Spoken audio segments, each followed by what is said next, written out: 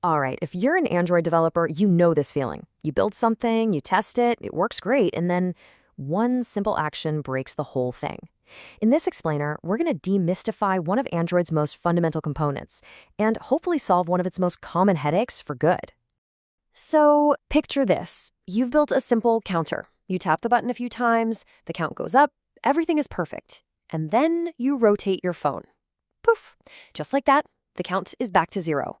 It's probably one of the most common and definitely one of the most frustrating experiences for any Android developer. The state you just created simply vanishes into thin air. So what's actually happening here? Why does this happen? Well, when you rotate the screen, Android literally destroys your activity and creates a brand new one from scratch to fit the new layout. And any data you had stored in that old activity, yeah, it's gone forever. Today, we're going to fix this. We'll start with the official solution, peek behind the curtain to see how it really works, and then see how it unlocks a much cleaner, more professional way to build our apps. So what's the fix? Well, let me introduce you to the hero of our story, the ViewModel. It's a key component from Android Jetpack, and it was designed to solve this exact problem. If you look at the official documentation, it says a ViewModel's job is to hold UI data in a way that's lifecycle-conscious. What does that actually mean in plain English? It means its superpower is surviving those destructive configuration changes. Think of it like a dedicated safe for your UI's data. It's built to withstand all the chaos happening around it. And you know what? This visual right here tells the whole story. That top bar, that's your activity's lifecycle during a rotation. It gets destroyed, then recreated. It's a total mess. But look at the bottom bar. That's the ViewModel scope. It's just one single unbroken line. It persists completely unfazed by the destruction and rebirth of the UI. But you know what? Solving screen rotation is really just the tip of the iceberg.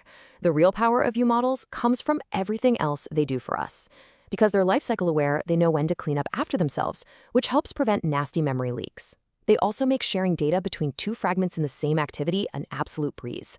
And they have built-in support for Kotlin core routines, which makes handling complex background work way, way simpler. So how does this all work? It really does feel like magic sometimes, but it's not. It's just a very, very clever system. So let's pull back the curtain for a second and see what's really happening under the hood. Okay, so the secret isn't that the ViewModel itself is some kind of magical object that can't be destroyed. No, the real trick is that the Android framework uses your activity to hold on to this special hidden container. You can think of it like a secret vault that carries your data from the old activity instance over to the new one. And that secret vault actually has a name. It's called the ViewModelStore. It's a surprisingly simple object, and its only job is to hold on to your ViewModels. This store is the crucial piece of the puzzle. It's the thing that the Android system actually saves when your screen rotates. So how does it actually pull this off? It's a pretty slick 4-step dance. First, your newly created activity asks for a ViewModel.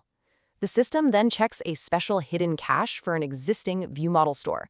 If it finds the one from the old destroyed activity, it just grabs it and reattaches that exact same store to your new activity. And because your ViewModel was safely tucked away inside that store the whole time, voila, it survived. That's the whole trick. You know, the team at MindWorks summed this up perfectly. The system doesn't save your ViewModel directly. It saves the ViewModel store.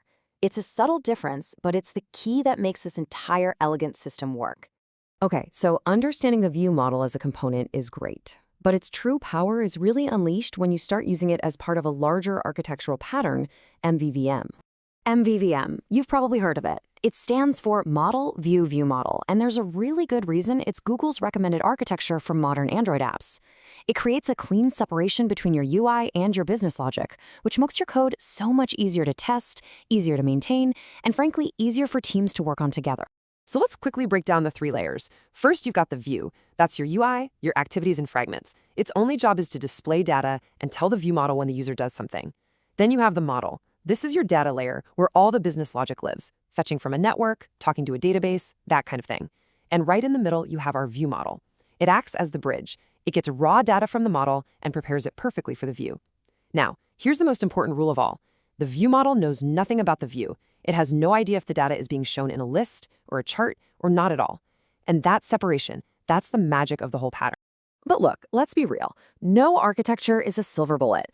On one hand, MVVM gives you incredible benefits, like cleaner, decoupled code and components you can reuse all over the place. But on the other hand, there's definitely a learning curve. It's also really easy to accidentally dump too much responsibility into your view model, and sometimes it can feel like you're writing a ton of extra boilerplate code for really simple screens.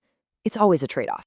All right, so let's shift gears and get super practical. In a modern app, how do we manage state safely and make sure our code is actually robust and testable? As Mahmoud Afaridi points out here, you can get into some serious trouble when you have multiple things trying to update your UI state at the same time. Like a user tapping a button right as a network response comes back. This is called a race condition, and it leads to some of the most frustrating, unpredictable bugs where data updates just get lost. And this is the mistake we all make at some point. You read the current state from your stateflow, you make a copy with your changes, and then you just assign it back to the value. The problem is, if two different threads do this at the exact same time, one of them is going to read an old value and its update will completely overwrite the other one. An update gets lost. And the fix? Oh, it's beautifully simple. Instead of assigning directly to .value, you use the .update function. You just pass your logic into this block, and it guarantees that the entire operation happens atomically, which is just a fancy way of saying it can't be interrupted. No more lost updates. So, what's the secret sauce here? What makes updates so special? Well, under the hood, it's running a super fast loop that uses something called a compare and set operation. It reads the value, gets the new value ready, and then right before it writes, it does one last check. Hey, has the value changed since I first read it? If it has, it just runs the loop again with the fresh value. If not, the update goes through. It's a simple trick that guarantees thread safety. All right, to wrap things up, let's talk about some of the more advanced design choices and trade-offs you're going to face when you're actually building out your view models. When you're designing these, you'll find there are basically two schools of thought. On one side, you have the humble view approach. Here, the view model does all the heavy lifting. It provides perfectly formatted strings, Boolean flags for visibility, everything the UI needs ready to go. This makes the view model incredibly easy to unit test. On the other side, you have the reusable view model. This one is more generic. It just provides the raw data, and it leaves all the formatting logic up to each individual view. This, of course, maximizes how much you can reuse that view model across different screens. It's that classic battle, testability versus reusability. You're also going to run into these two classes. You've got your standard ViewModel, which is pure Kotlin or Java. It knows nothing about the Android framework.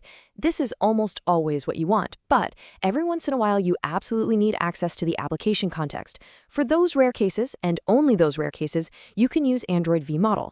The rule of thumb is pretty simple. Always start with ViewModel, only switch if you have a very, very good reason. So there you have it. We went from a simple, annoying rotation bug all the way down to the deep mechanics of state survival, architectural patterns, and even thread safety. We've seen that the view model isn't just a quick fix, it's a foundation for building professional, robust Android apps. So the only question left is, now that you know the how and the why, how are you going to design your next view model?